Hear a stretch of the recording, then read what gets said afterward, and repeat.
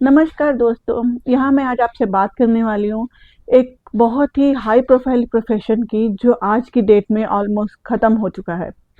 Yes, और ये कोई ज़्यादा पुरानी बात नहीं है, बात सिर्फ 10 या 15 साल पुरानी है।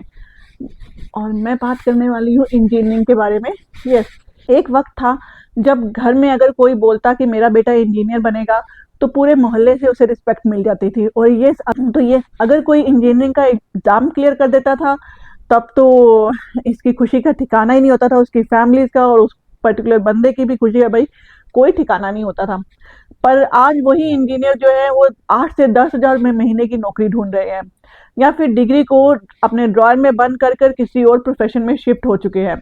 सवाल ये नहीं है कि इंजीनियर्स मेहनती नहीं होते, सवाल ये है कि इंजीनियरिंग जैसा स्ट्रॉन्ग प्रोफेशन आखिर इंडिया में फ्लॉप कैसे हो गया।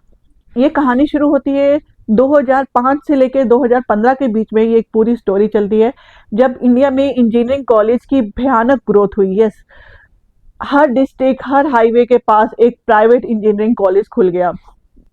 तो रियलिटी ये हुई कि डिमांड से ज़्यादा सप्लाई क्रिएट कर दी गई। क्वालिटी कंट्रोल सेकेंडरी बन गया, एजुकेशन बिजनेस बन गया। आज की डेट में 3,000 से ज़्यादा इंजीनियरिंग कॉलेज बंद हो चुके हैं या बंद होने के कगार पर हैं। और कई कॉलेज में एडमिशन ही 30 to 40% का रेशो रह गया, यानी जितनी टोटल सीट्स हैं बचे हुए कॉलेज में भी उनमें से सिर्फ 30 या 40% स्टूडेंट ही उन पर अप्लाई करते हैं और पढ़ाई के लिए आते हैं। सिंपल है कि स्टूडेंट कम हो गए या कॉलेज ज़्यादा हो गए।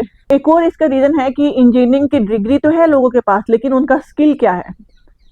यस, इंजीनियरिंग की डिग्री होना और स्किल होना ये दोनों एक अलग चीज़ है। इंडिया हर साल 15 से 18 लाख इंजीनियर्स प्रोड्यूस करता है। अगर इंडस्ट्री के सर्विस को देखा जाए तो कहते हैं कि सिर्फ 20 से 25% इंजीनियर्स ही ऐसे होते हैं जो परफेक्ट फिट होते हैं इंजीनियरिंग के सुटेबल रोल के लिए या उसके अकॉर्डिंग की जॉब्स के लिए। इसका मतलब तो ये है कि या तो उनको कोडिंग नहीं आती, उनका प्रैक्टिकल एक्सपोजर नहीं है, और उनका कम्युनिकेशन वीक है, या real world problem solving skill जो है इनका जीरो है।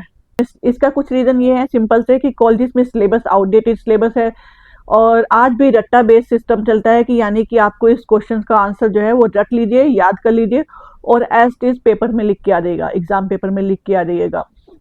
और जो प्रोफेसर है वो खुद इंडस्ट्री से डिस्कनेक्टेड है, यानी उनके पास खुद प्रैक्टिकल ट्रेनिंग नहीं है।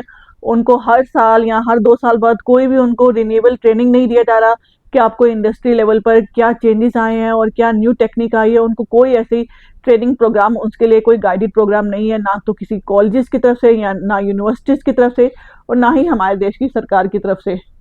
तो रिजल्ट क्या होता है कि बच्चों को डिग्री मिल जाती है बट उनके पास कैपेबिलिटी डेवलप नहीं होती, उनके पास स्किल डेवलप नहीं होते कि इस डिग्री को लेकर अगर उन्हें किसी जॉब के लिए जाना है तो वहाँ पे अपने कैसे उन्हें अपने स्किल शो करने हैं और कैसे उन्हें अपना एक्सपोजर दिखाना है कि yes we know the work and we can work. यहाँ पे एक और टॉपिक आता है कि इंजीनियरिंग की डिग्री के बाद प्लेसमेंट।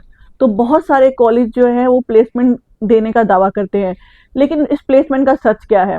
तो इसका सच ये है कि टायर 2 और टायर 3 के कॉलेजेस को इंजीनियर्स को ऑलमोस्ट 8,000 से 10,000 तक की पर मंथ की जॉब ऑफर होती है, और बाकी कई लोग तो अनपेड इंटर्नशिप से अपनी स्टार्टिंग करते हैं।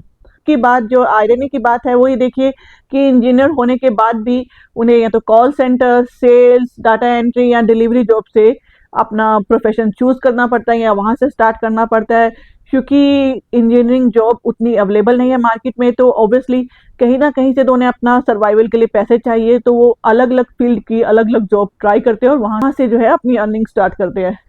पहले जहाँ इंजीनियरिंग का मतलब रिस्पेक्ट, स्टेबिलिटी और ग्रोथ हुआ करता था, इंजीनियरिंग का मतलब बन चुका है सर्वाइवल, टफ कंपटीशन और अंडर पेमेंट।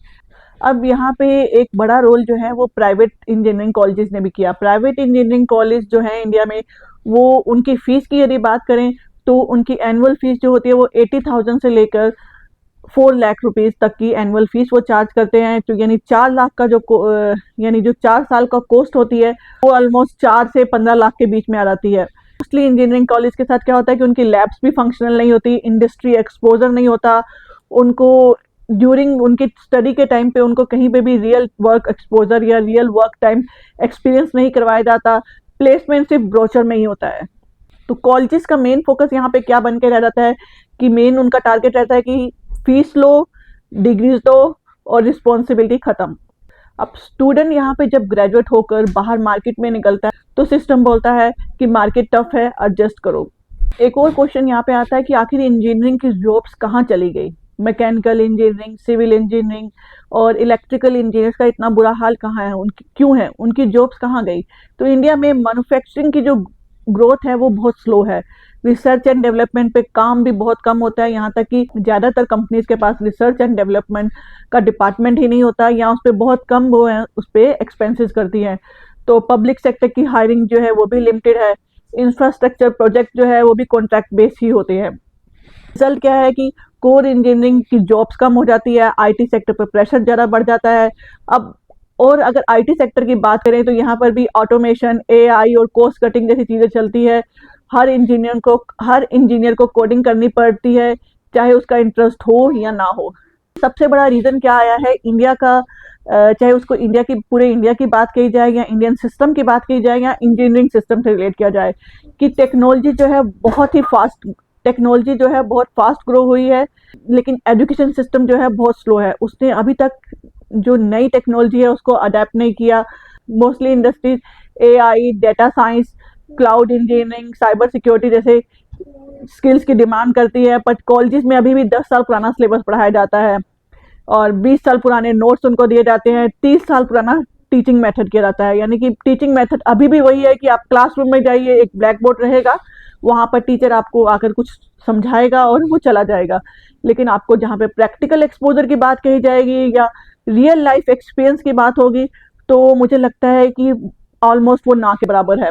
इस सब करने के बाद, यहाँ इतनी पढ़ाई करने के बाद स्टूडेंट जब मार्केट में निकलता है तो इंडस्ट्री बोलती है कि तुम आउटडेटेड हो, और कॉलेज बोलता है कि हमने डिग्री दे दी है, हमारा काम खत्म, तुम अपना खुद देखो। अब नेक्स्ट टॉपिक यहाँ पे डिस्कस करते हैं। यहाँ पे सवाल ये आता है कि आखिर इंजीनियर्स जो है वो अपनी फील्ड क्यों छोड़ रहे हैं? वो क्यों ही इसी फील्ड में रहकर स्ट्रगल कर या खुद अपने आप को अपडेट कर प्रोग्रेस नहीं करना चाहते? बहुत सारे इंजीनियर जो है वो आज की डेट में इंजीनियरिंग के बाद एमबीए ज्वाइन कर लेते हैं, यूपीएससी या एसएससी की तैयारी शुरू कर देते हैं, या फिर टीचिंग प्रोफेशन की तरफ चले जाते हैं, या इंडिविजुअल कोचिंग सेंटर भी खोल लेते हैं। इसके अलावा ऑब्वियसली कंटेंट क्रिएशन भी एक ऑप्शन रहता है उनके पास, और या फिर वो एक कम्प्लीटली डिफरेंट करियर में रह जाते हैं, क्योंकि फाइनली हर किसी को सर्वाइवल के लिए कुछ ना कुछ मंथली इनकम या कुछ ना कुछ फाइनेंशियल कंपनसेशन चाहिए। जब उन्हें उस फील्ड से वो मिनिमम कंपनसेशन भी नहीं मिलता तो उनका सर्वाइव करना, उस फील्ड में रहना बहुत मुश्किल हो जाता है। तो इंजीनियरिंग के फील्ड में पहले ही ग्रोथ नहीं है, वर्क लाइफ का बैलेंस भी नहीं है, और सैलरी रिस्पेक्ट के लायक भी नहीं है। तो इंजीनियरिंग सिर्फ एक डिग्री रह गई है, प्रोफेशन नहीं। अब यहाँ पर इसका असर हमारे देश पर क्या पड़ता है वो भी हम डिस्कस करते हैं, क्योंकि स्किल्ड मैन पावर वेस्ट हो रही है। यूथ जो है फ्रस्ट्रेशन उनमें बढ़ रही है कि इतना पैसा और टाइम लगाने के बाद भी वो फाइनली एक जीरो बनकर रह गए हैं। एजुकेशन पर उनका ट्रस्ट कम हो रहा है, ब्रेन कंटिन्यूसली ड्रेन हो रहा है। देश इंजीनियर प्रोड्यूस किए जा रहा है, पर इंजीनियर्स का इस्तेमाल कहीं नहीं हो पा रहा, उनके स्किल्स का इस्तेमाल कहीं नहीं हो पा रहा, उनको एक्चुअल प्लेसमेंट नहीं मिल पा रही। यहाँ पर प्रॉब्लम मैं कहना चाहूँगी, यहाँ पे प्रॉब्लम जो है वो स्टूडेंट के साथ नहीं बल्कि सिस्टम के साथ है। ये वीडियो जो है इंजीनियर्स को ब्लेम करने के लिए नहीं है, बल्कि सच ये है कि स्टूडेंट्स ने मेहनत करी है, उनके पेरेंट्स ने बहुत पैसा इन्वेस्ट किया, टाइम किया, स्टूडेंट ने भी काफ़ी हार्ड वर्क किया ताकि वो अच्छा स्कोर ले पाए, बट सिस्टम ने उनको फेल कर दिया। मैं यहाँ पे कहूँगी कि क्वालिटी का कोई रेगुलर मॉनिटरिंग नहीं है, या उसको कोई एक पर्टिकुलर टाइम पीरियड के बाद उसको अपडेट करने पे लगाना चाहिए, पर ऐसा कोई भी अपडेशन नहीं है हमारे सिस्टम में, और यहाँ तक कि कोई करियर गाइडेंस नहीं मिल पाती। फाइनली मैं ये कहना चाहूँगी, इंजीनियरिंग कभी भी फ्लॉप प्रोफेशन नहीं थी, बल्कि उसे फ्लॉप बनाया गया। अगर आज भी कॉलेजेस कम और क्वालिटी वाले हों और हम अपनी टेक्नोलॉजी को रेगुलर अपडेट करें, स्टूडेंट्स को वर्क प्लेस एक्सपीरियंस दिलाएं, उनको रियल लाइफ एक्सपोजर दिखाएं कि ये स्किल्स रियल लाइफ में कहाँ यूज़ होते हैं, तो इंजीनियरिंग फिर से स्ट्रॉन्ग बन सकती है। पर सवाल यही है कि क्या हम सिस्टम बदल पाएंगे या फिर नेक्स्ट जनरेशन को फिर से यही कहानी सुना देंगे? तो मेरा कहना ये सिर्फ कागज़ नहीं होती, इंजीनियर वही होता है जिसके पास काम करने का मौका हो। अगर आपको मेरा आज का वीडियो अच्छा लगा है तो प्लीज़ मुझे लाइक और सब्सक्राइब कीजिए। Thank you.